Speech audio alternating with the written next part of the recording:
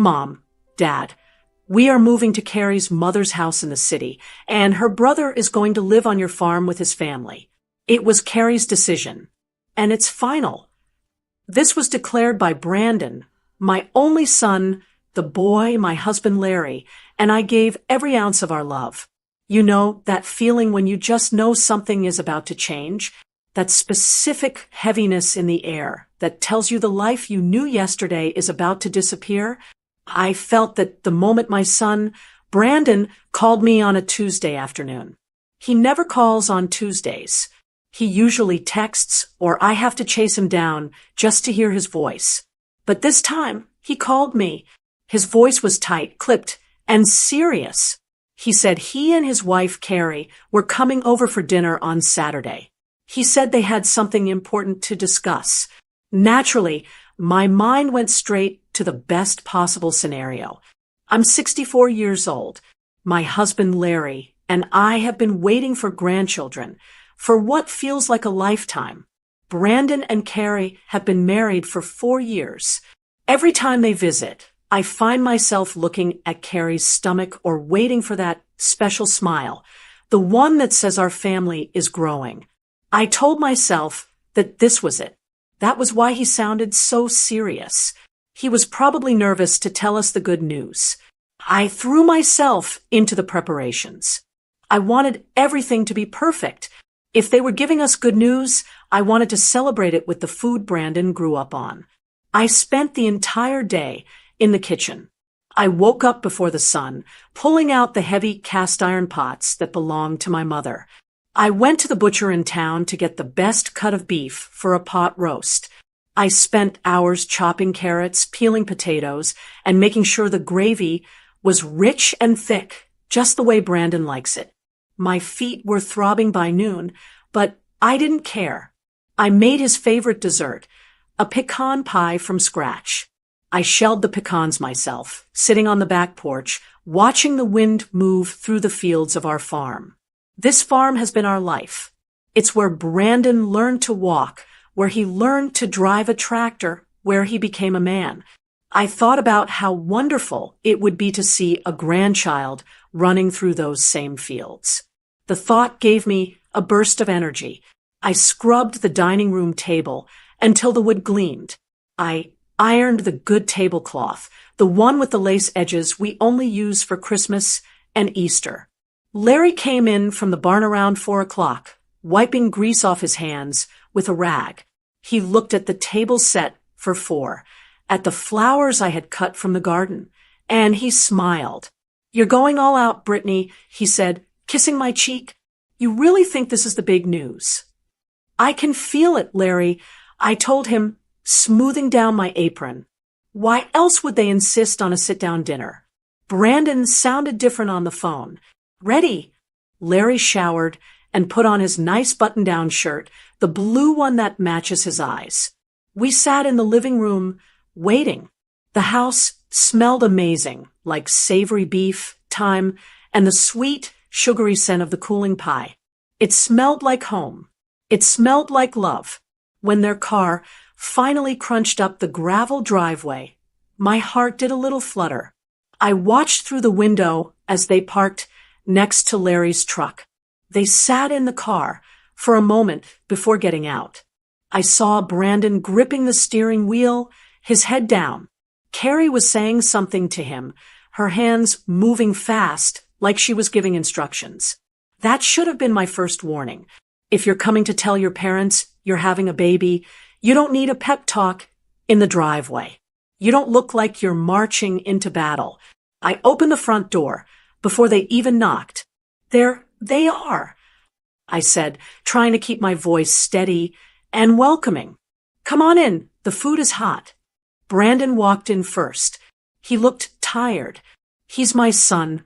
I know every line on his face, and he looked like he hadn't slept in a week. He gave me a quick, one-armed hug, barely squeezing back, and walked right past me into the living room.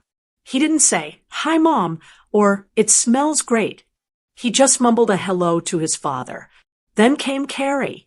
She was wearing heels, which always made me nervous on our hardwood floors, and a sharp white blazer that looked like it cost more than my first car. She stood in the doorway for a second, looking around the entryway like she was inspecting a hotel room she wasn't satisfied with. "Hi, Carrie," I said, reaching out to hug her. She stiffened, giving me a quick pat on the back before pulling away.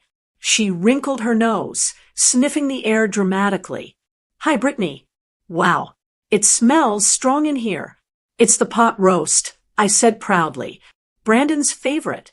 "No," Carrie said, brushing a speck of invisible dust off her sleeve. "I mean the house. It smells like old wood.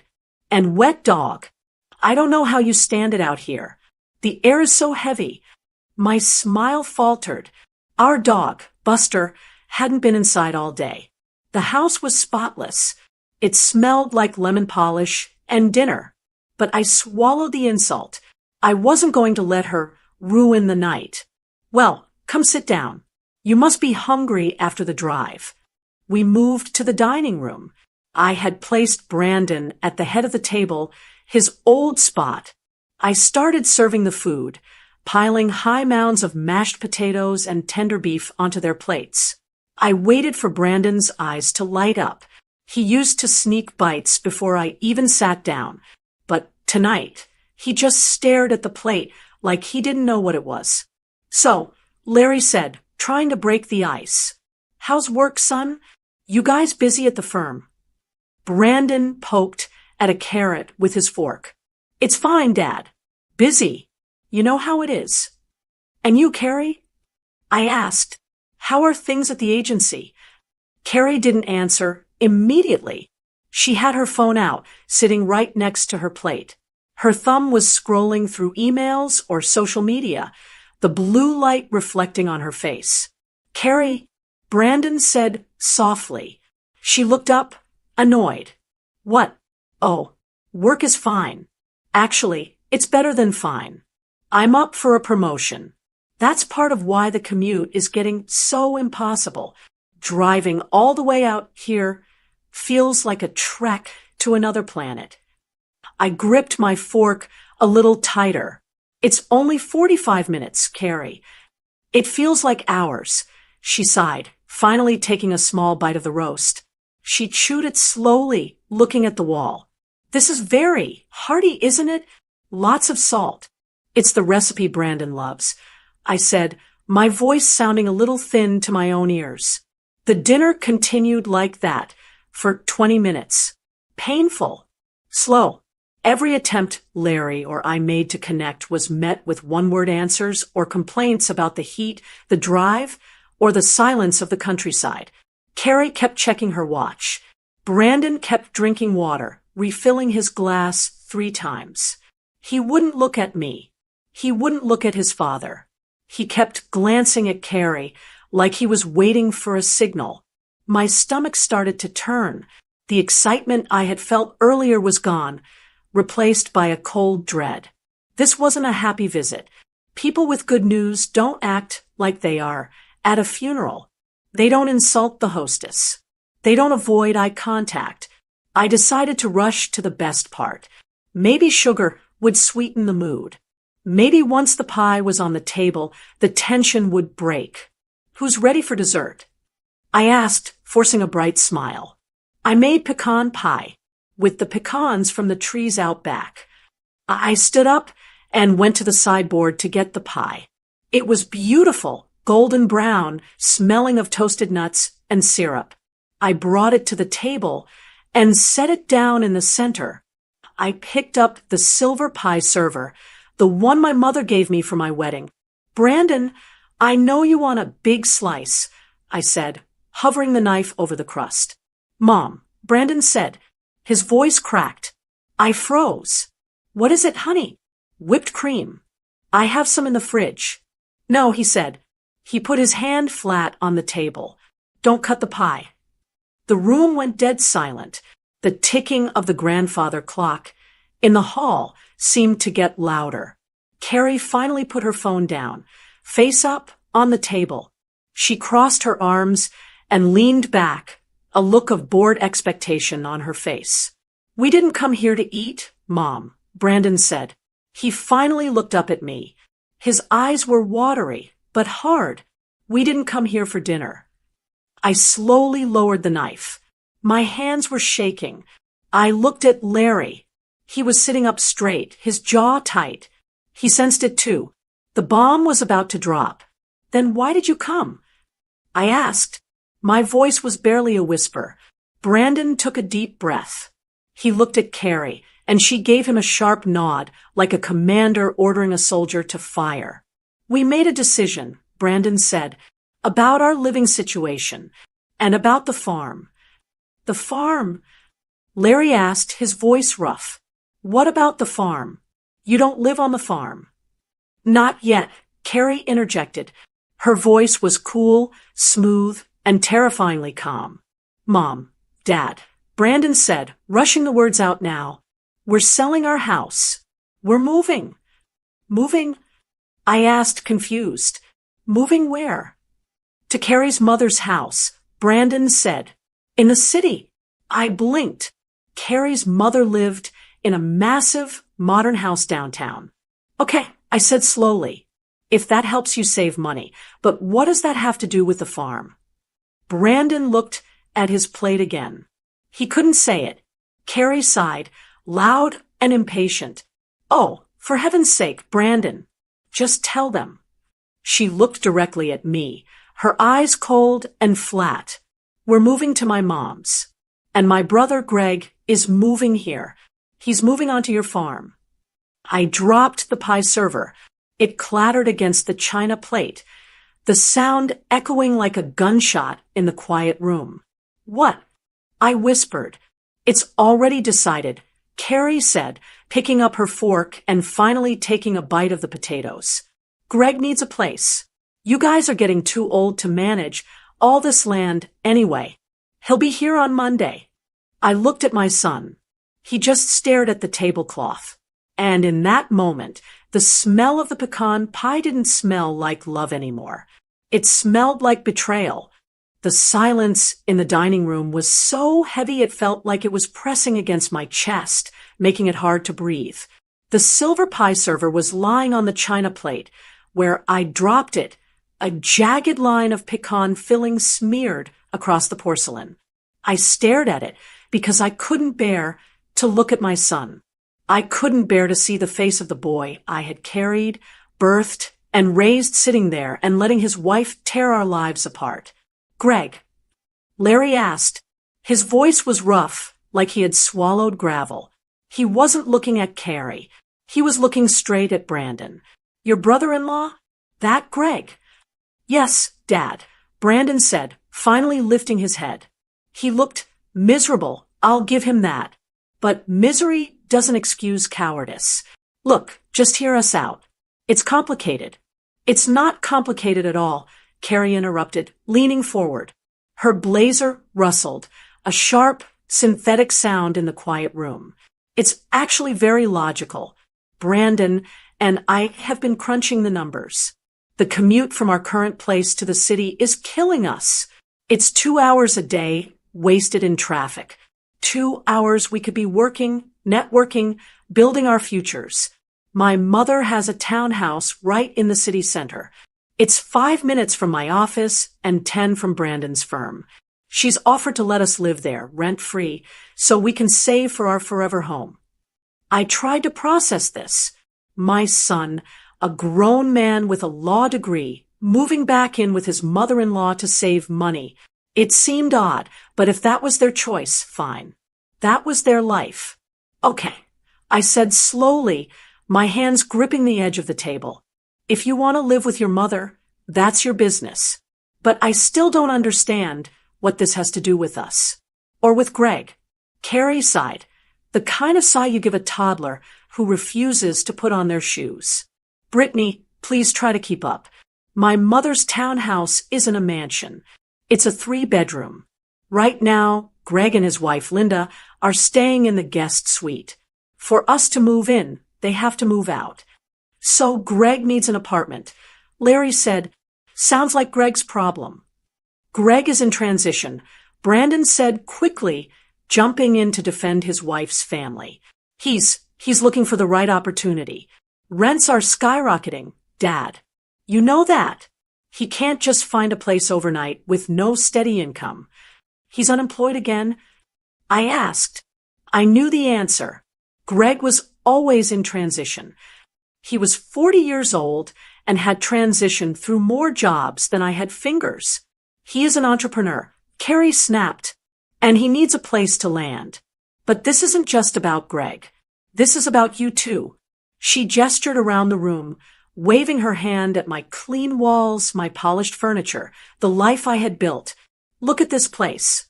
It's massive. You have the main house, the barn, the acreage. We came here today, and I saw Larry limping when he walked to the truck. I saw how tired you looked, Brittany, standing over that stove all day.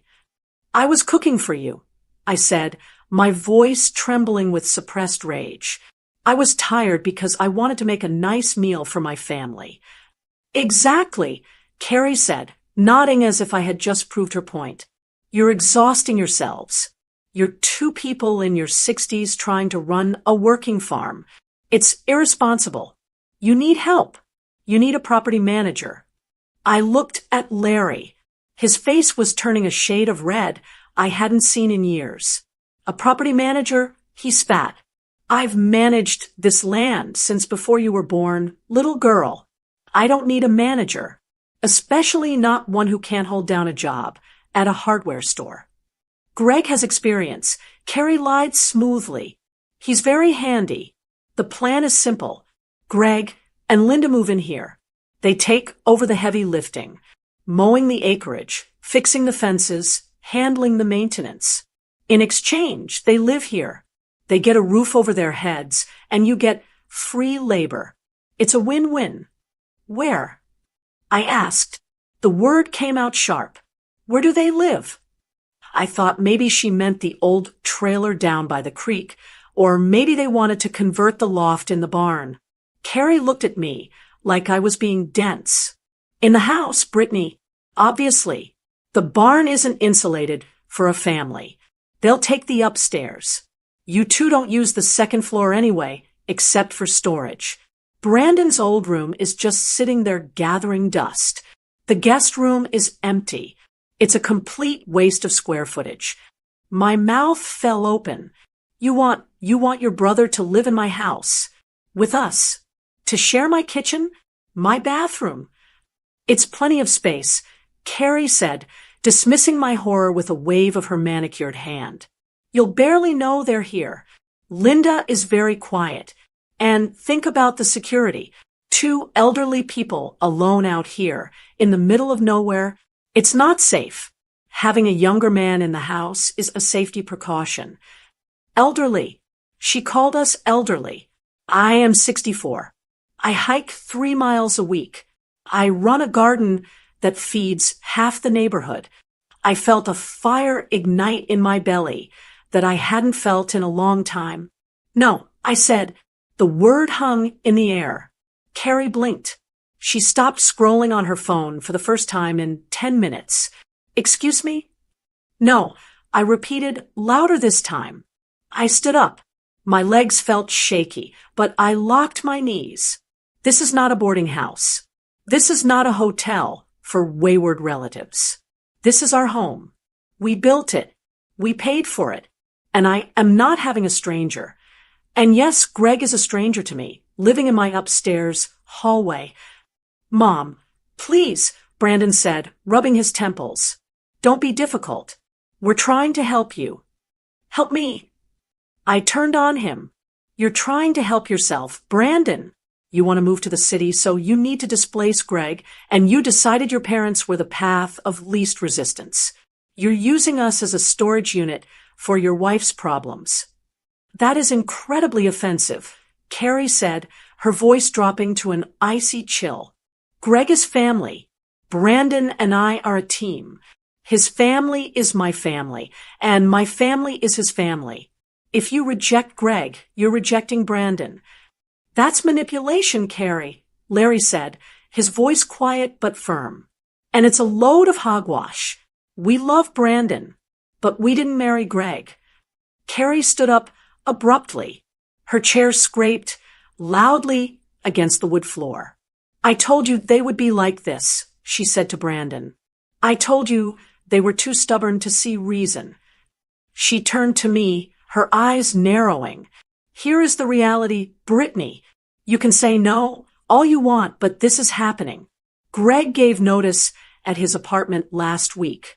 He has to be out by the 1st. He has nowhere else to go. Are you really going to make your son's brother-in-law homeless?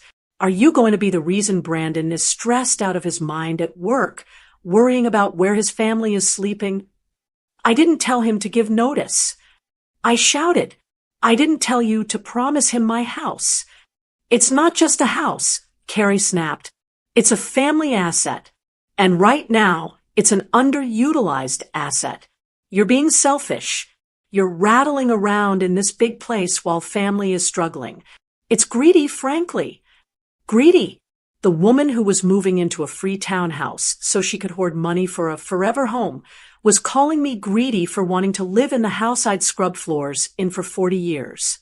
Brandon, I said, ignoring her. I looked at my son. Look at me. Look at your mother. Are you really going to let this happen? Are you going to move a man we barely know into the room where you grew up? Into the room where I read you bedtime stories? Brandon looked up. For a second, just a split second, I saw the boy I knew. I saw the guilt. I saw the shame. He opened his mouth, and I thought he was going to apologize. I thought he was going to say, "You're right, Mom. I'm sorry. We'll figure something else out." But then Carrie cleared her throat. A sharp, warning noise. Brandon's eyes glazed over. The wall came back up. "Mom, it's just for a while," he mumbled, "until he gets back on his feet. It's not a big deal. You're making it a big deal." "It is a big deal." I slammed my hand on the table. The water glasses shook. "It is my life. And you didn't even ask. You didn't ask us. You announced it. Because we knew you'd react like this," Carrie said, picking up her purse. "Hysterical. Emotional. Irrational. This is exactly why you need help managing things. You're not thinking clearly." She walked to the door. "Greg will be here on Monday morning with the U-Haul. I'd suggest you clear out the closets in the upstairs bedrooms. Linda has a lot of clothes." "Don't you dare," Larry said, half rising from his chair. "Don't you bring a truck onto my property." "Or what, Larry?" Carrie challenged, pausing with her hand on the doorknob. "You'll call the police on your son's family? You'll have Brandon's brother-in-law arrested for trespassing? Imagine how that will look. Imagine how that will feel when you want to see your grandchildren one day." The threat landed perfectly. She knew exactly where to hit us. She knew that the fear of being cut off from Brandon and any future grandchildren was the only thing that could paralyze us. "We're leaving," Carrie said. "We clearly can't have a civilized conversation when you're in this state. Come on, Brandon." Brandon stood up. He looked at the untouched pot roast. He looked at the uncut pie. He looked at me, his eyes pleading for me to just go along with it, to just submit, so he wouldn't have to deal with the conflict. "Mom," he whispered. "Brandon," I said, tears finally spilling over. "Don't do this." He turned his back on me. He walked to the door, following the click-clack of his wife's heels. Monday morning, Carrie called out over her shoulder, "Please have the driveway clear." The door slammed shut. I stood there in the silence, the smell of cooling beef and congealing gravy filling the air. I looked at Larry. He had slumped back into his chair, his head in his hands. He looked 10 years older than he had that morning. "They can't do this, Brittany," he whispered. "Can they?" I walked to the window and watched their taillights disappear down the long, dark road. My sadness was starting to evaporate, replaced by something colder, something harder. "They think they can," I said softly. "They think we're just old furniture they can rearrange. They think the farm is just a piece of property." I picked up the pie server from the table and wiped the sticky filling off with a napkin. I held the silver handle tight, feeling the weight of it. But they forgot one thing, Larry, I said, turning back to my husband. What's that? He asked, looking up. They forgot whose name is on the deed. I couldn't sleep. The house was quiet, that deep, heavy silence that settles over the countryside after midnight. But my mind was screaming. Beside me, Larry was breathing in a shallow, restless rhythm. I knew he wasn't really sleeping either. He was just lying there with his eyes closed, trying to make the world stop spinning. I stared at the ceiling fan, a dark shape against the shadows. I've looked at that fan for 30 years. I remember the day Larry installed it. I was pregnant with Brandon, my ankles swollen to the size of grapefruits, sweating through a humid July. Larry had come in from the fields, exhausted, covered in dust, but he spent 2 hours wrestling with the wiring just so I could have a breeze while I rested. That's who we are. That's who we've always been. We work. We build. We take care of each other. I threw the quilt off my legs. It felt suffocating. I got up, grabbing my robe, and padded barefoot down the hallway. I didn't turn on the lights. I know every creak of these floorboards. I know exactly where the runner rug slips a little to the left. This house is in my bones. I went into the kitchen. The dirty dishes from dinner were still in the sink. I hadn't had the heart to wash them after they left. The sight of the half-eaten pecan pie made my stomach turn. I walked past it to the back door and stepped out onto the porch. The night air was cool. I wrapped my arms around myself and looked out at the dark shapes of the barn and the fence line. My son thinks this is just property. He thinks it's just an asset. He doesn't remember the beginning. He wasn't there when Larry and I bought this place 40 years ago. It wasn't a working farm then. It was a foreclosure, a wreck of a house with a caved-in roof and fields choked with weeds. We didn't have money. We had grit. I remember scraping layers of rot off these porch railings until my hands blistered. I remember Larry working double shifts, farming by day, fixing tractors for neighbors by night, just so we could afford the mortgage. We ate beans and rice for 3 years straight. We didn't go on vacations. We didn't buy new cars. We poured every single dollar, every drop of sweat into this dirt. And we did it for Brandon. That's the part that hurts the most. Every fence post Larry drove into the ground, he'd say, "This will be here for the boy." Every tree I planted, I imagined my grandchildren swinging from the branches. How did we get here? How did we get to the point where my son looks at our life's work and sees nothing but a free apartment for his brother-in-law? I sat down on the porch swing. It squeaked, a lonely sound. I started to replay the last 4 years in my head. I started to look at the past, not with the rose-colored glasses of a mother who just wants everyone to be happy, but with the clear, hard eyes of a woman who has been played. I realized tonight wasn't a sudden explosion. It was just the final scene in a long, slow movie I hadn't realized I was watching. It started with Carrie. I remember the first time Brandon brought her home. He was so proud. He looked at her like she was the only woman in the world. I wanted to love her. I really did. I wanted a daughter. But from the moment she stepped out of the car, there was a wall. She didn't want to take a tour of the farm. She said she had allergies. She didn't want to look at the old photo albums. She said looking at the past was morbid. I brushed it off. I told Larry, she's just a city girl. She's nervous. She'll warm up. But she never did. I thought about the wedding. I wanted to help. I offered to pay for the flowers to host the rehearsal dinner. Carrie smiled that tight, thin smile of hers and said, "That's sweet, Brittany, but we want something more elevated. We'll handle it." I was pushed to the side. I was a guest at my own son's wedding. I sat where she told me to sit. I wore the color she told me to wear. I didn't make a fuss because I didn't want to be that mother-in-law. You know, the one, the overbearing, meddling monster everyone makes jokes about. I was so afraid of being that stereotype that I made myself invisible. I thought if I was small enough, if I was nice enough, she would let me in. I was wrong. I thought about the busy years. That's what I call them now. The last 3 years where Brandon stopped coming around. We're just so busy with work, Mom. Carrie's really tired this weekend, Mom. We can't make it for Thanksgiving, Mom. Carrie's family is doing a thing. I believed it. I made excuses for them. I told Larry. They're young professionals building their careers. It's a busy time. But sitting on that porch in the dark, I finally admitted the truth to myself. They weren't too busy. She was steering the ship.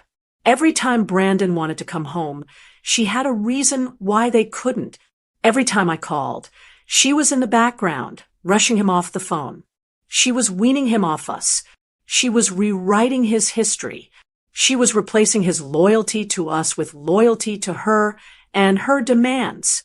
And the worst part, I let it happen. I stayed silent to keep the peace. I swallowed the insults. When she made fun of my clothes, I laughed. When she criticized my cooking, I apologized. When she rolled her eyes at Larry's stories, I changed the subject. I taught her that she could treat us like dirt, and we would thank her for it, just for the scrap of attention she allowed Brandon to give us. I created this monster. By refusing to draw a line in the sand, I showed her that there were no boundaries. And now, because there are no boundaries, she thinks she can just walk in and take the house. I looked out at the barn again. The moon was coming out from behind a cloud, lighting up the silver roof. No more, I whispered to the night air. The sadness in my chest was starting to harden into something else. It felt like cold iron. I realized I had been mourning the loss of a relationship that didn't exist. I was mourning the loss of a daughter who never wanted me. I was mourning the closeness of a son who had already left the building years ago. If I let Greg move in, it wouldn't bring Brandon closer. It would just make us servants in our own home. It would be the final nail in the coffin. We would be the old, foolish parents paying the bills while Carrie's family lived the life we built. I stood up from the swing. My joints popped, but I felt stronger than I had all day. I wasn't going to be the nice, quiet mother-in-law anymore. That woman died tonight at the dinner table when her son chose his wife's greed over his mother's dignity. I went back inside the kitchen. I turned on the light. The sudden brightness hurt my eyes, but I didn't blink. I walked over to the counter, picked up the pie server, and carried it to the sink. I washed it, scrubbing off the dried sugar and pecans until the silver shone. I dried it and put it back in the drawer. Then I went to the calendar on the wall. Monday. That's when she said Greg was coming. Monday morning. I looked at the clock. It was 2 a.m. on Sunday. I had 48 hours. I wasn't going to spend them crying. I wasn't going to spend them begging Brandon to change his mind. I knew he wouldn't. He was too weak, too under her thumb. If I wanted to save this farm, I had to stop thinking like a mother and start thinking like a general. I walked down the hall to the small office Larry keeps his paperwork in. I turned on the desk lamp. I started pulling out files. The deed, the insurance papers, the original mortgage documents from 1985. Larry appeared in the doorway, blinking in the light, his hair tousled from sleep. "Brittany," he asked, his voice groggy, "what are you doing?" "It's the middle of the night." I looked up at him over a stack of yellowing papers. I didn't smile. "Go back to sleep, Larry," I said. "I'm looking for the name of that estate lawyer. The one who helped the Millers when their kids tried to sell their land out from under them." Larry rubbed his eyes. "You think we need a lawyer?" "I don't think we need a lawyer, Larry," I said, opening the heavy file cabinet. "I know we do. Peace is over. It's time for war." I spent Sunday morning in a fog. I had barely slept after digging through the file cabinets until 3 a.m. I had the name of the lawyer, Robert Halloway, the man who saved the Miller farm 3 towns over, written on a sticky note in my pocket. But it was Sunday. His office was closed. I had to wait until Monday morning to make the call. I thought I had 24 hours to prepare. I thought I had a day to sit with Larry, drink coffee, and figure out how to stand our ground before the invasion began. I was wrong. It was around 1 p.m. Larry was sitting in his recliner, staring at a football game with the volume turned down low, but I knew he wasn't watching. He was just looking at the screen to avoid looking at me, to avoid talking about the elephant in the room. I was in the kitchen, wiping down the counters for the 3rd time, just trying to keep my hands busy. Then I heard it, the heavy rumble of an engine coming up the drive. It wasn't a car. It sounded like a tank. My stomach dropped. I walked to the front window and pulled back the curtain. A beat-up, oversized pickup truck was rolling up our driveway, kicking up dust. It had a rusted bumper and a "Don't Tread on Me" sticker on the back glass. It pulled right up to the front walkway, 2 wheels crushing the edge of my marigold bed. "Larry," I said, my voice sharp, "someone's here." Larry didn't move. Probably just the delivery man, Britt. "It's not a delivery," I said, watching the driver's door open. A pair of heavy work boots hit the ground, followed by Greg, Carrie's brother. He wasn't waiting for Monday. He stood there for a second, stretching his back and looking up at the house like he was inspecting a piece of merchandise he just bought at a yard sale. He was wearing a flannel shirt with the sleeves cut off and a baseball cap pulled low. He didn't look like a property manager. He looked like trouble. He didn't knock. He just walked right in. The front door opened, and suddenly he was in my entryway. "Hello? Anybody home?" he bellowed, his voice booming off the walls. I walked into the hall, wiping my hands on my apron. "Greg, what are you doing here?" He grinned, a lopsided, overly confident smile that didn't reach his eyes. "Hey, Brittany, just thought I'd get a jump on things. You know me, always eager to get to work.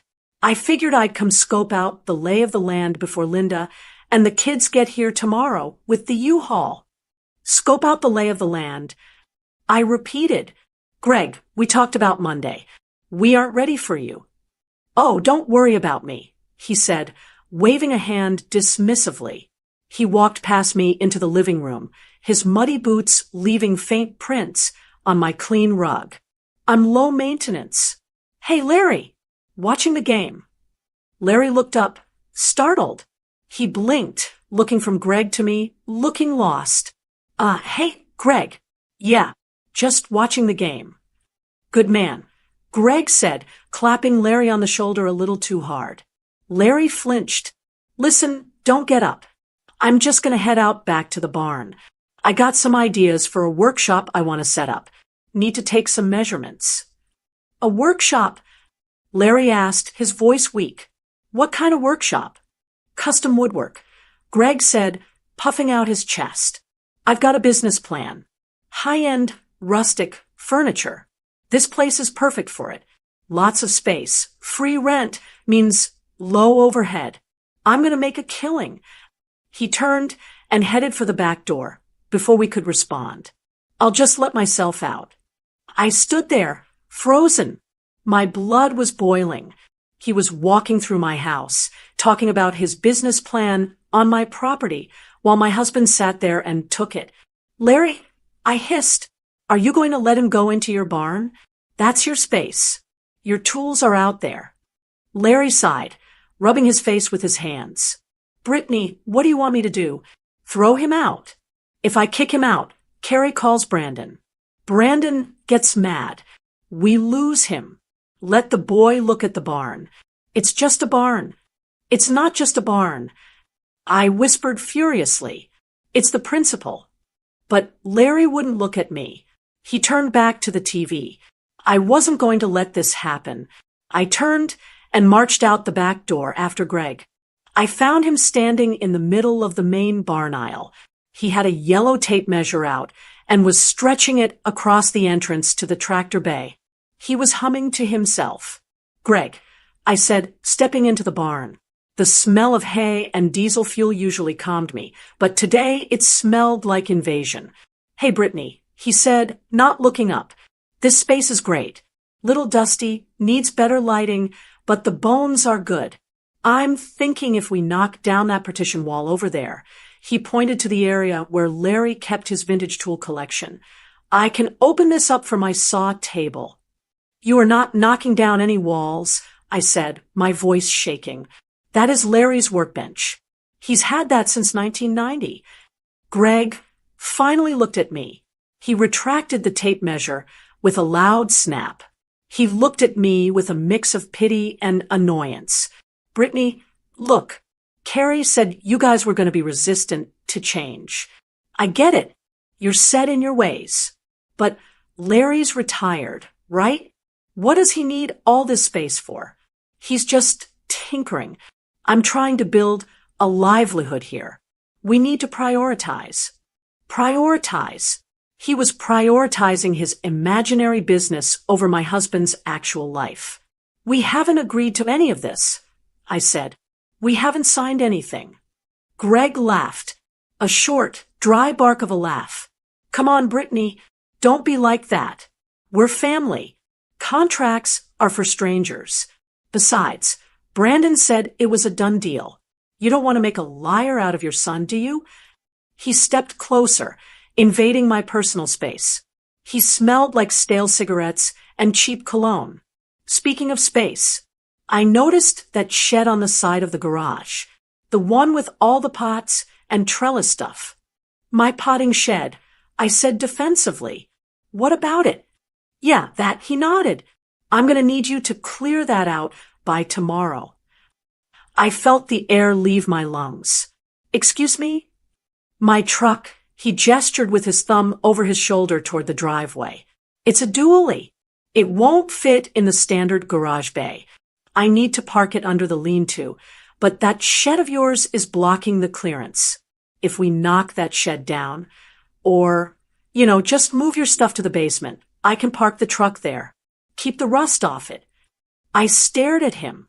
My potting shed, the place where I start my tomato seedlings every February, the place where I go to have a cup of tea when the rain is falling. He wanted to tear it down so he could park his monster truck. "You want me to destroy my garden shed for your truck?" "It's just some pots and dirt, Brittany," he said, rolling his eyes. "You can garden anywhere. I need to protect my vehicle. It's my work asset. You don't have a job, Greg." I snapped. I couldn't help it. It just came out. Greg's face hardened. The fake smile vanished. He took a step toward me, and for the first time, I felt a flicker of genuine fear. He wasn't just a goofball. He was a man who felt the world owed him something. And those men are dangerous when you say no. "I'm an entrepreneur," he said, his voice low, "and I'm moving in tomorrow. Carrie said you'd be helpful. Don't make me call her and tell her you're harassing me. You know how she gets. You know what she'll tell Brandon." He let the threat hang there. "You know she'll tell Brandon to cut you off." "I'm going to finish measuring," he said, turning his back on me. "Why don't you go inside and make some coffee? I take mine black." I stood there for a moment, trembling. I wanted to scream. I wanted to grab a pitchfork and chase him off the property. But then I looked through the barn doors at the house. I saw the back of Larry's head through the living room window. He hadn't moved. He wasn't coming to save me. He was too broken, too afraid of losing the little scrap of connection he had left with his son. If I screamed now, Greg would call Carrie. Carrie would call Brandon. Brandon would call us, angry and defensive. Larry would cave, and I would look like the crazy, mean old woman. I realized then, standing in the dust of my own barn, that I was completely alone. Larry had tapped out. Brandon had switched sides. It was just me. If I fought him head-on right now, I would lose. He had the leverage. He had the emotional hostage, my son. I needed a different kind of weapon. I took a deep breath. I forced my hands to unclench. Fine, I said to Greg's back. He paused, looking over his shoulder, surprised. Fine. Fine, I repeated. My voice was calm, eerily calm. Measure whatever you want, Greg. I'll go make the coffee. That's the spirit, Brittany, he grinned, turning back to the wall he planned to destroy. We'll get along just fine. I walked back to the house. I didn't make coffee. I walked straight past Larry, who didn't look up. I walked into my bedroom and closed the door. I pulled the sticky note with the lawyer's number out of my pocket. I smoothed it out on the dresser. They thought they had won. They thought they had bullied the old lady into submission. They thought I was weak because I was quiet. But they were about to learn a very hard lesson. You never, ever corner a woman who has nothing left to lose. Tomorrow was Monday, and tomorrow I was going to war. Monday morning arrived with a gray, overcast sky that matched the feeling in the pit of my stomach. I woke up before the alarm. Larry was still asleep, curled on his side, looking smaller than usual. I watched him for a moment, my heart aching. He was broken. The confrontation with Greg yesterday had taken the fight out of him. He was terrified that if we pushed back, Brandon would cut us off completely. He was willing to live in his own basement just to keep the peace. But I wasn't. I got out of bed and dressed in my town clothes, slacks and a nice blouse. I put on my pearl earrings. I needed armor. I went into the kitchen and made a pot of coffee. While it brewed, I picked up the phone. My hand hovered over the keypad. This was the hardest part. I had to swallow my pride. I had to lie to my own son. I dialed Brandon's number. He answered on the second ring, sounding wary. Hello. Good morning, Brandon, I said. I forced my voice to sound tired, defeated. I pitched it just a little higher, making myself sound older than I was. Mom. He hesitated. Is everything okay? Look, if this is about Greg. It is, I said, cutting him off gently. I wanted to apologize. For yesterday, and for Saturday night. There was a silence on the other end. Then I heard a rustle and Carrie's muffled voice in the background asking, Is that her? You're apologizing? Brandon asked, sounding confused. Yes, I said.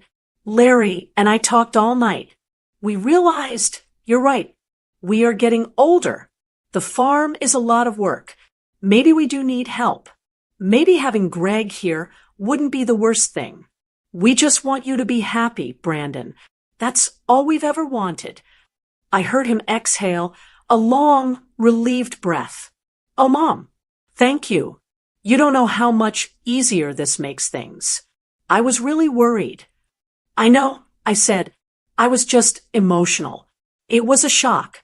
But I'm looking at the guest room now, and I'm thinking we can clear out the closet today. Get it ready for them. That's great, Brandon said. His voice was lighter, happy again. Carrie, Mom says it's fine. She's clearing the room. I heard Carrie take the phone. Brittany? Hi, Carrie, I said, gritting my teeth so hard my jaw ached. Well, I'm glad you finally saw reason, she said. No thank you. No apology for calling me greedy. Just a smug satisfaction. It really is for the best.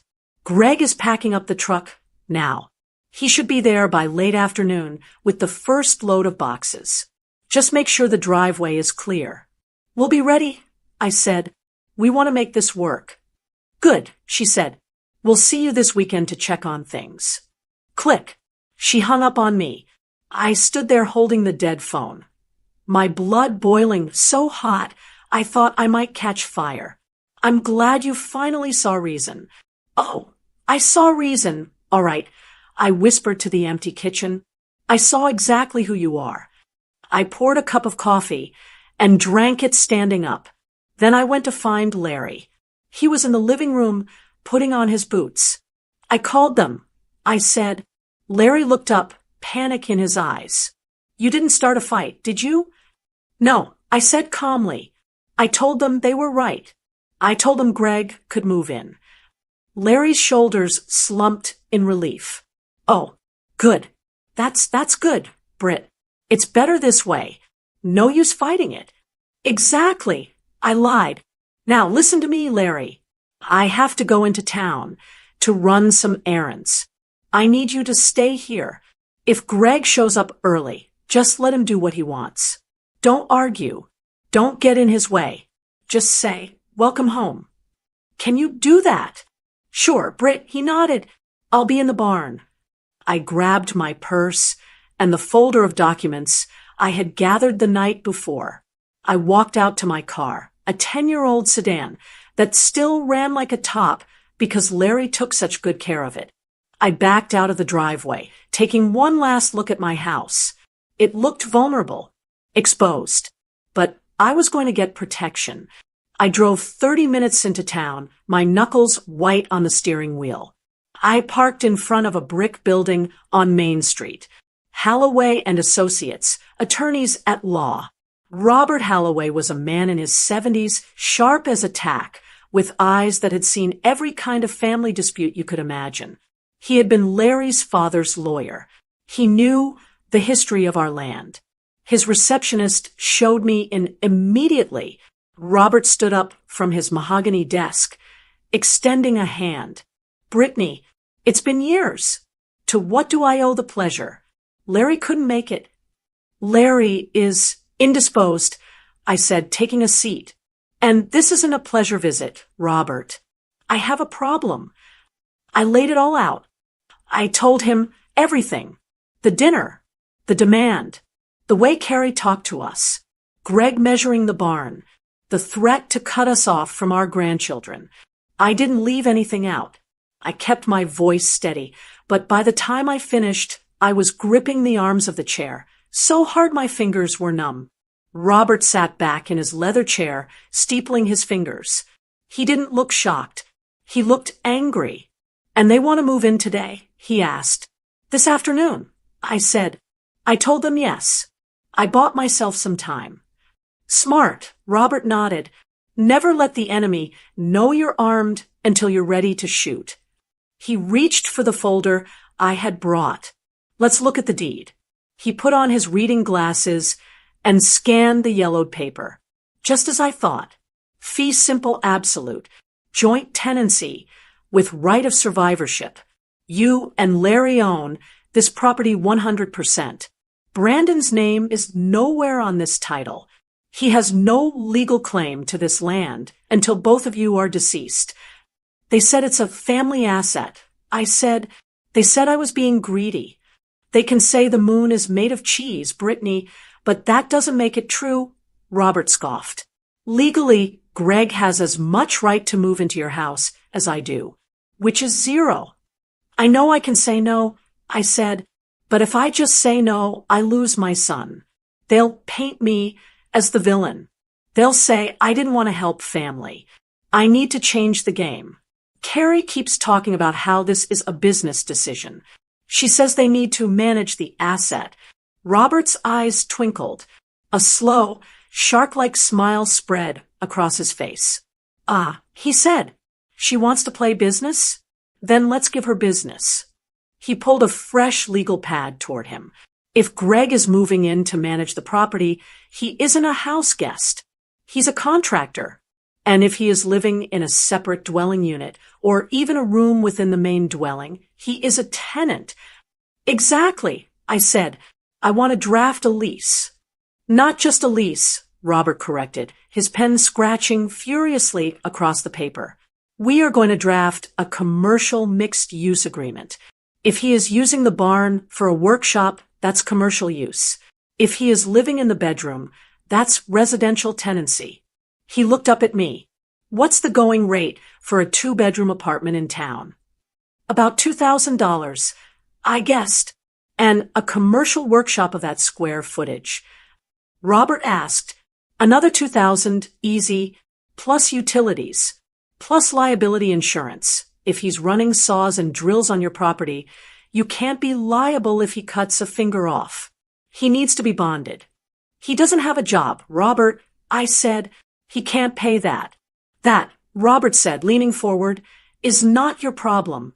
If they want to treat your home like an asset, then it has a market value. You are simply respecting their wishes to professionalize the relationship. We spent the next hour drafting the document. It was beautiful. It was brutal. It covered everything. Rent, security deposit, pet deposit for the inevitable dog Greg would probably get. Quiet hours. A clause that strictly prohibited structural changes, like tearing down my potting shed without written consent and a licensed contractor. At the end, Robert typed it up and printed 2 copies. He stapled them with a satisfying thwack. He slid the heavy document across the desk to me. This is a fortress, Brittany, but I have to warn you. When you hand them this, you aren't just drawing a line. You are building a wall. They will be furious. I picked up the papers. They felt heavy in my hand, heavier than the pie server, heavier than the guilt I had been carrying for 4 years. They already built the wall. Robert, I said, standing up, I'm just putting a gate on it, and I'm the only one with the key. One more thing, Robert said. He reached into his drawer and pulled out a small red sign. Put this in the potting shed window. I looked at it. Posted private property. No trespassing. Thank you, I said. I drove home, feeling different.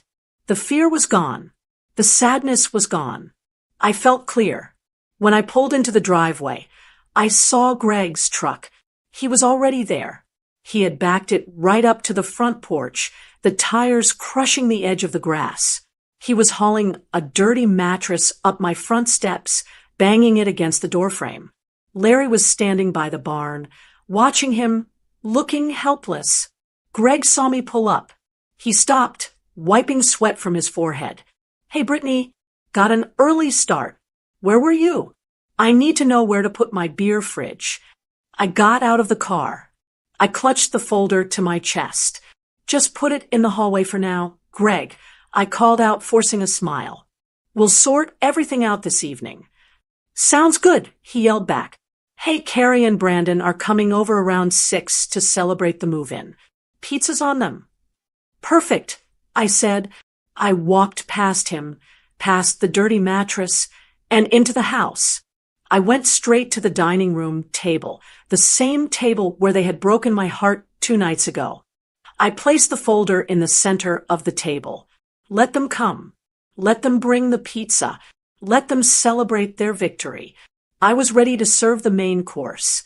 6 o'clock came, and with it, the noise. I was standing in the kitchen, arranging napkins in a holder, when the front door burst open. There was no knock. No, hello, Mom. Just the sound of heavy footsteps, the crinkle of cardboard boxes, and the loud, chaotic energy of people claiming a space that wasn't theirs. Pizza's here. Greg bellowed from the hallway, and I brought the beer. I walked into the dining room. The sight that greeted me almost made my mask slip. My beautiful mahogany dining table, the one I polished with lemon oil every Sunday, was covered in grease-stained cardboard boxes from Tony's Pizza Palace. Greg had already thrown his keys on the sideboard, scratching the finish. He was wearing the same dirty flannel shirt from yesterday, and he was dragging a cooler across my hardwood floor. Hey, Brittany, he grinned, popping the tab on a beer can. It hissed loudly. Hope you're hungry. We got the works. Pepperoni, sausage, extra cheese. None of that veggie stuff. Behind him, Brandon and Carrie walked in. Brandon was carrying a stack of pillows, and Carrie was carrying nothing. She walked in with her purse over her shoulder, looking around the room with a critical eye, like a supervisor inspecting a job site. Hi, Mom, Brandon said, giving me a quick, relieved smile. Smells good in here. Did you make coffee? I did, I said, forcing the corners of my mouth up. And I have iced tea for everyone. Welcome. Carrie stopped in the middle of the room. She looked at me, then at the pizza, then at the boxes Greg had already piled in the corner. She let out a long breath, dropping her shoulders. Well, she said, this is much better. Isn't it nice when we can all just get along? It is, I said sweetly. Come sit down. Larry, come get a slice. Larry shuffled in from the living room. He looked like a ghost in his own house. He took a paper plate and sat at the far end of the table, as far away from Greg as possible. We all sat down.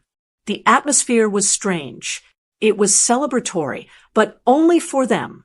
For Larry and me, it felt like a wake. But I didn't let it show. I played the part perfectly. I was the gracious hostess. I got up to refill glasses. I fetched extra napkins when Greg wiped his greasy hands on his jeans. I smiled until my face hurt. So, Greg, I said, once everyone had a slice in front of them, tell us about your plans. Now that you're here, what's the first project? I saw Larry's head snap up. He looked at me with betrayal in his eyes. He couldn't believe I was encouraging this, but he didn't know the plan. Greg didn't need to be asked twice. He swallowed a massive bite of pizza and gestured with his crust. Oh man, so much potential here. First thing, that potting shed has got to go. Like I told you, I need the parking space. I'm thinking we knock that down on Wednesday. Wednesday, I repeated, nodding. Very ambitious. And the barn, Greg continued, pointing a greasy finger at Larry. Larry, buddy, you got a lot of junk in there. Old tractors, rusted tools. We need to clear that out.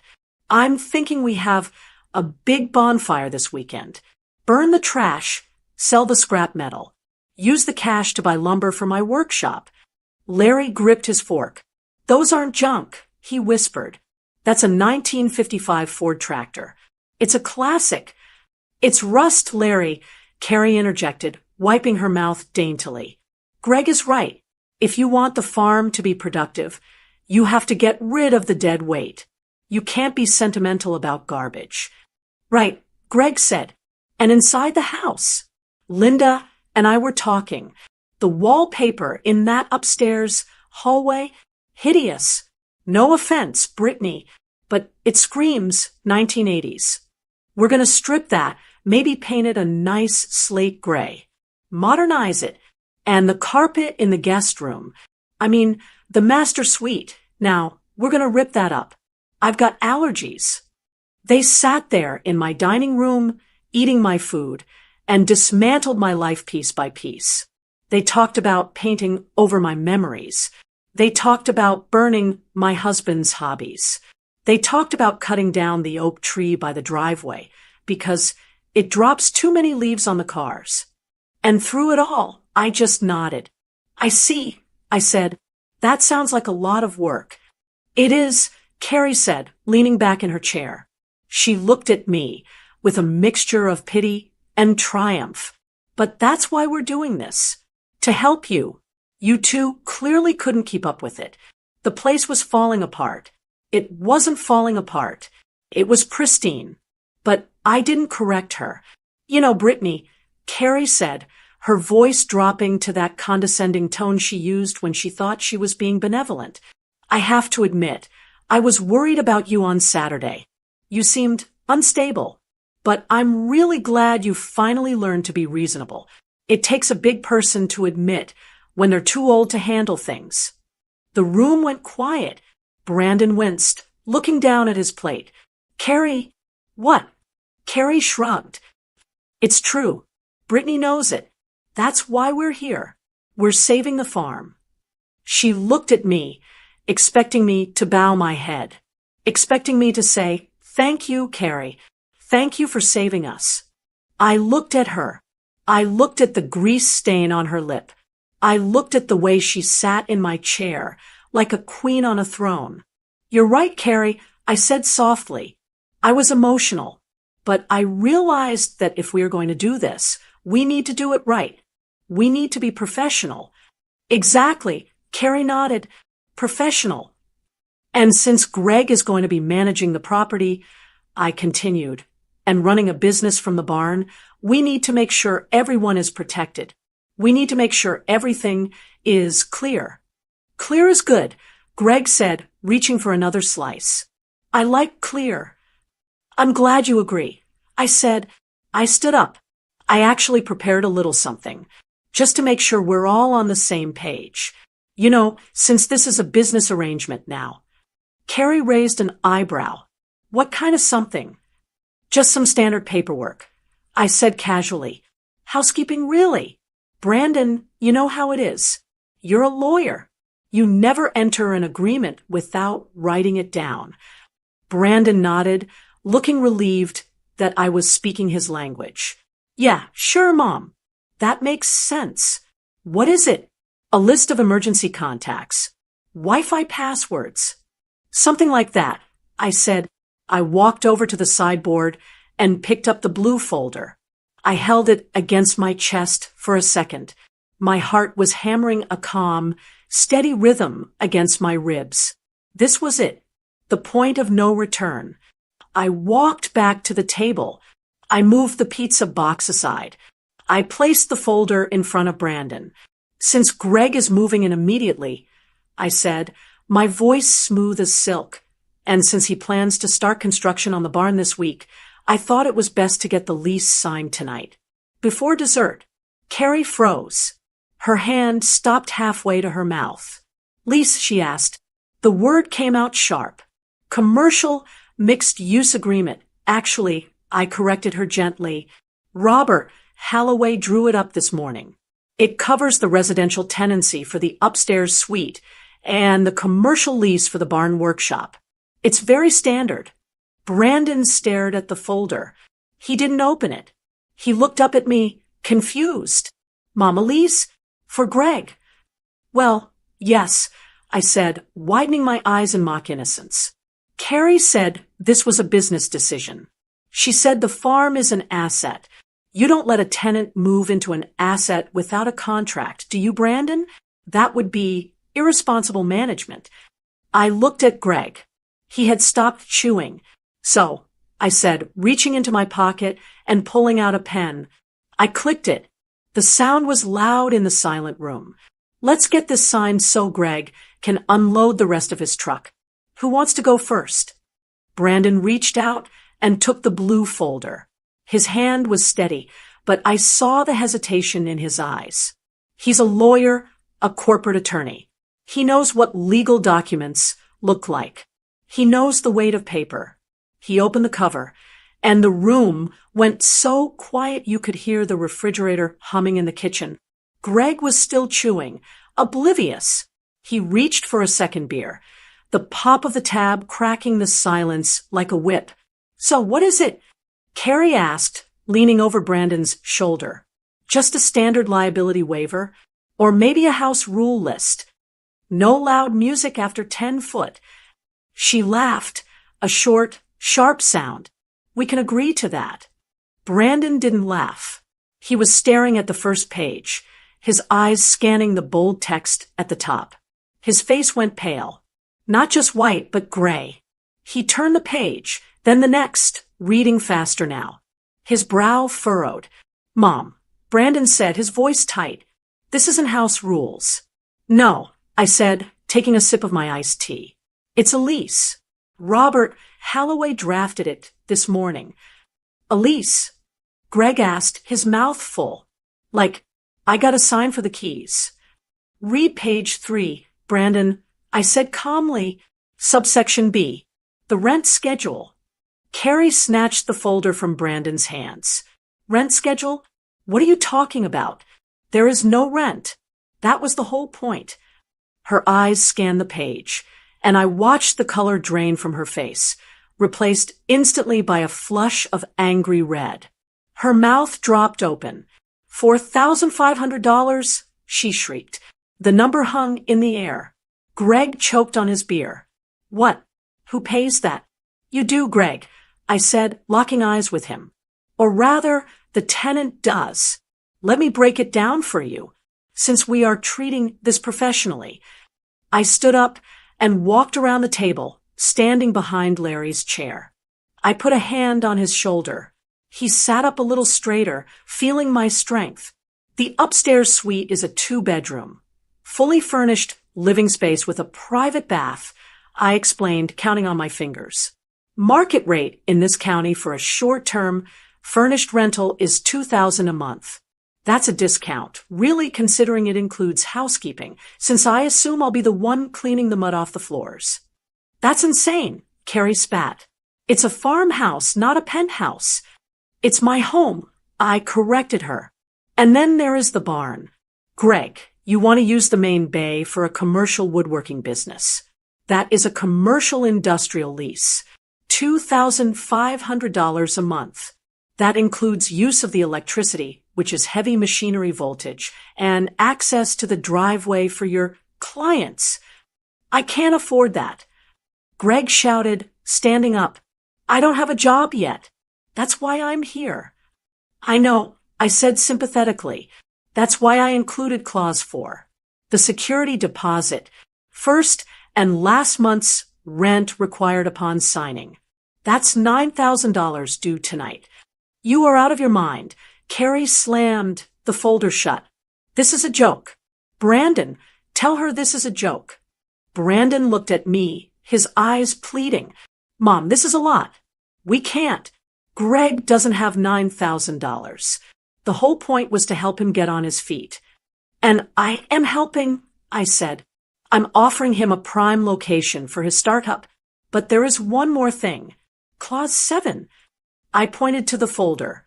Brandon opened it again, his hands shaking slightly. Liability and insurance. Brandon read aloud. Tenant must provide proof of a $10,000 surety bond for commercial operations and pass a criminal background check before occupying the premises. A background check. Greg's face went dark. What are you trying to say, Brittany? You think I'm a criminal? I don't know, Greg, I said honestly. I don't know you. You are a stranger who wants to live in the hallway outside my bedroom door. You want to operate power saws next to my husband's vintage tractor. No insurance company in the world would cover that risk without a bond. If you burn the barn down, who pays for it? Me? Larry? I don't think so. That's bad asset management. Carrie stood up so fast her chair tipped over backward, crashing onto the floor.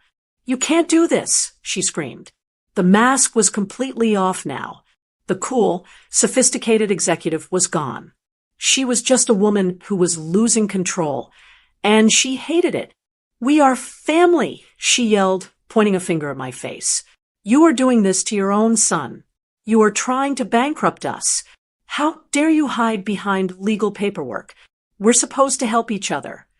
Help, I asked, my voice rising for the first time. Is that what you call it? You called me greedy, Carrie. You told my husband he was too old to manage his own land. You threatened to cut us off from our grandchildren if we didn't let your brother displace us. You didn't come here to ask for help. You came here to take. We are doing what is best for the future. Carrie argued, and you are being a bitter, selfish old woman. Family doesn't displace family, Carrie, I said, cutting her off. My voice was hard as steel. You said you wanted to manage the asset. Well, this is the cost of the asset. You wanted to run a business here. Here is the overhead. You wanted to treat me like a landlord. Fine. I'm the landlord. And rent is due. I looked at Brandon. You're a lawyer, son. Look at the deed attached to the back. He flipped to the last page. Who owns this house? I asked. You and Dad, he whispered. Does your name appear on it? No. Does Carrie's? No. So, I said, looking back at Greg, who was looking nervously at the door, if you do not sign this lease, and you do not pay the deposit, you have no legal right to be here. In fact, I checked my watch. If you are not off this property in 30 minutes, you are trespassing. Trespassing. Carrie laughed, a frantic, high-pitched sound. You're going to call the cops on us? On your son? I won't call them on Brandon. I said, but Greg is not my son. He is an intruder who is threatening to tear down my property. If he is still here at 7 p.m., I will call Sheriff Miller. And you know Miller. He went to high school with Larry. He doesn't like trespassers. This is unbelievable, Greg muttered. He looked at Carrie. You said this was a done deal. You said they were pushovers. I gave up my apartment for this. It was a done deal. Carrie shrieked at him. She's having an episode. She turned back to me, her eyes narrowing into slits. If you do this, Brittany, if you kick him out, you will never see us again. I mean it. You will die alone in this big, empty house. You will never meet your grandchildren. I will make sure of it. It was the ultimate threat, the one she had used to silence us for years, the weapon she kept in her back pocket. I looked at her, and for the first time, I felt nothing, no fear, no sadness, just clarity. Carrie, I said softly, you were never going to let me see my grandchildren anyway. You've spent 4 years pushing us away. You've spent 4 years making sure Brandon forgets where he came from. You treat us like an obligation, not a family. I'm not losing my grandchildren tonight. I'm saving my self-respect. I turned to Brandon. He was looking at his wife like he had never seen her before. He was hearing the venom in her voice, seeing the greed in her eyes. Brandon, I said, I love you. You are my son. You are always welcome here. But I will not set myself on fire to keep your wife's family warm. I will not let them steal what your father and I built. Brandon looked down at the lease. He looked at the ridiculous terms that were only ridiculous because they were real. He looked at Greg, who was wiping pizza grease on his jeans. He looked at Carrie, who was practically vibrating with rage. Then he looked at his father. Larry was sitting quietly, but he was looking at Brandon with a steady, waiting gaze. Mom's right, Brandon said. His voice was quiet. Excuse me? Carrie whipped her head around. She's right, Brandon said, louder this time. He closed the folder. We can't ask them to do this. It's their house. We pushed too hard. We pushed. Carrie screamed. You are taking her side. After everything we planned. We planned to live with your mom, Brandon said. We didn't plan to bulldoze mine. Greg, I'm sorry. We can't stay here. You gotta be kidding me. Greg threw his hands up. So I'm homeless? That's it. We'll get you a motel, Brandon said, reaching for his wallet. We'll figure it out. But you can't live here. I am not going to a motel. Greg shouted. I have a truck full of furniture outside. That sounds like a you problem, I said, using Carrie's favorite phrase. Greg glared at me. He looked like he wanted to flip the table. He looked at the pizza, then at the door. He grabbed his keys off the sideboard. You people are crazy, he spat. Wasting my time. I should sue you for breach of verbal contract. Read the lease, Greg, I said calmly. There was no contract, just a conversation you weren't invited to. He stormed out. The front door slammed, so hard the windows rattled. We heard the truck start up outside, the engine roaring angrily. He revved it, tires spinning on the gravel, spraying rocks everywhere as he peeled out of the driveway. The room was silent again. The pizza was cold. The folder sat in the middle of the table like a judge's gavel. Carrie stood there, breathing hard. She was alone now. Her muscle was gone. Her husband had defected. Her plan had crumbled. She looked at me with pure hatred. I hope you're happy, she hissed. You got what you wanted. You kept your precious house. I did, I said. She grabbed her purse. Come on, Brandon. We're leaving. And don't expect a call on Christmas. She marched to the door. She didn't look back. Brandon stood up slowly. He looked exhausted. He looked at me, then at Larry. I'm sorry, he whispered. I didn't see it until now. Go with your wife, Brandon, Larry said gently. She needs you right now. We'll be here. Brandon nodded. He walked to the door, pausing for a second in the frame, looking back at the kitchen where he grew up. Then he walked out into the night. I listened to their car start. I listened to them drive away. I let out a breath. I felt like I'd been holding for 3 days. My legs suddenly felt like jelly. I sat down in my chair, putting my hand over my heart. Larry reached across the table and took my other hand. His grip was strong again. The fear was gone from his eyes. You did good, Brittany, he said softly. You did real good. It's not over, Larry, I said, looking at the door. But the invasion is. I looked at the pizza boxes. I'm not cleaning this up. Larry chuckled. It was a rusty sound, but it was real. I'll get the trash. Britt, you go sit on the porch. I walked out to the porch and watched the dust settle on the driveway. The sun was going down, casting long shadows across the fields. The farm was quiet. It was ours again. I had drawn a line in the sand, and the tide had turned. But as I sat there, I wondered what happens when the tide comes back in. Because Carrie wasn't the type to give up. She was the type to regroup. But that was a problem for another day. Tonight, I was the queen of my castle, and the rent was paid in full. The sun came up the next morning just like it always does. It didn't care that my family had exploded the night before. It just poured golden light over the fields, lighting up the dew on the grass and warming the wooden planks of the back porch. I sat there with my coffee mug wrapped in both hands, watching the steam rise. It was quiet, truly quiet. For the last 4 years, and especially the last 4 days, there had been a different kind of silence in this house. It was a heavy, anxious silence, the kind where you're walking on eggshells, waiting for the phone to ring, waiting for the next demand, waiting to see if you've done enough to please people who can't be pleased. But this morning, the silence was light. It was peaceful. It was mine.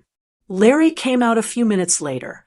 He didn't look like the beaten-down old man who had sat in the recliner on Sunday. He was wearing his work boots and his favorite cap.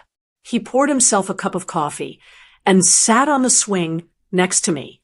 Greg's truck left some deep ruts in the driveway. Larry said, taking a sip, "We can rake them out." I said, "Yeah," he nodded. "We can." We sat there for a long time without speaking. We didn't need to. We both knew what the other was thinking. We were thinking about Brandon. I kept replaying that final moment in the hallway. I thought about the way Carrie had screamed at me, her face twisted and ugly, telling me I'd never see my grandchildren. That was supposed to be the knife in the heart. That was the threat that had kept me obedient for years. But sitting there in the morning sun, I realized something. That threat only works if you have hope. And I had finally let go of the false hope that Carrie would ever treat me like a mother. You can't lose something you never really had. If the price of seeing my future grandchildren was handing over my dignity and my home to a man like Greg, then the price was too high. I thought about Brandon lingering in the doorway, that look on his face. It wasn't anger. It was shame. For the first time in 4 years, the fog had lifted for him. He saw his wife not as the victim, but as the aggressor. He saw his mother not as an obstacle, but as a person. He didn't call me last night. He hasn't texted me this morning. And that's okay. He has his own mess to clean up now. He has to go back to that townhouse and live with the reality of who he married. I can't save him from that. He has to save himself. You know, Larry said, interrupting my thoughts. I was thinking about that potting shed. I tensed up. What about it? I was thinking I might expand it for you, he said, looking out at the garden.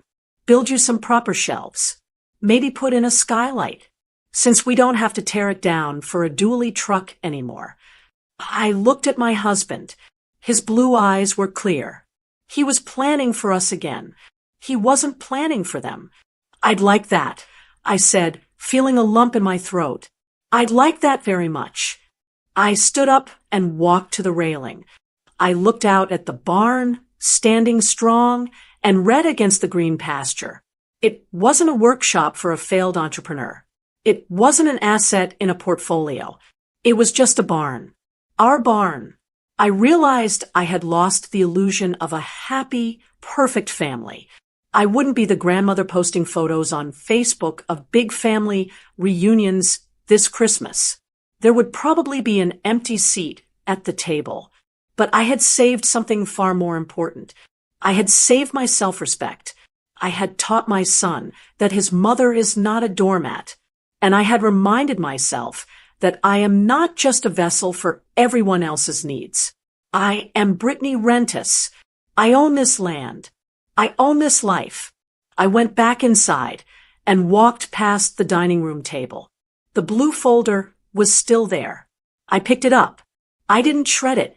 I walked into the office and filed it away in the cabinet right next to the deed. I kept it as a reminder that peace is worth fighting for, and that sometimes the hardest word to say to your children is no, but it's also the most loving thing you can do. I walked back out to the porch, sat down next to Larry, and took his hand. So I said, "What do you want for dinner?" "I'm thinking we go out. Somewhere expensive, since we're saving so much money on house guests." Larry laughed. It was a full belly laugh. "Steak," he said, "and dessert." "Deal," I said. The driveway was empty. The house was safe. And for the first time in a long time, I wasn't afraid of the future. I was ready for it. And that is my story. I know it wasn't a fairy tale ending. My son is gone for now, and my daughter-in-law hates me, but I have my peace. So, I want to hear from you. What city are you listening from? And what time is it there? Write it in the comments. I love reading where you all are from. And if you'd like to help me keep sharing these emotional, thrilling stories every day, even a small donation makes a big difference. It truly helps keep the channel alive and allows me to keep bringing you these real-life moments. For more life stories like this, you can explore the other videos on my channel and subscribe. On the screen, you'll see 2 new stories I'm sure you'll enjoy. Click one and start